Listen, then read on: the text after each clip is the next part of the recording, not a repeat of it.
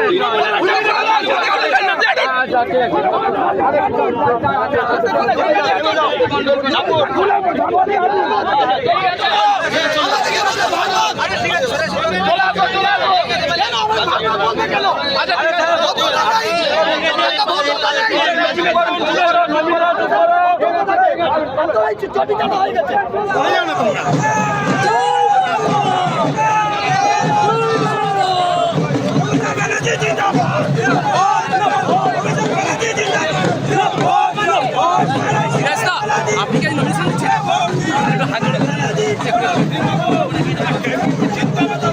একটু হাত জোড়ো করে দিন।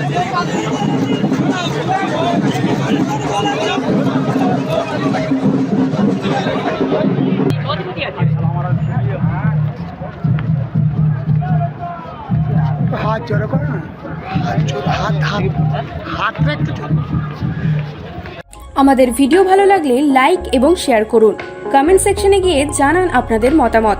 আরও ভিডিও পেতে আমাদের চ্যানেল সাবস্ক্রাইব করুন এবং প্রতি মুহূর্তে খবরের আপডেট পেতে প্রেস করুন বেল আইকন।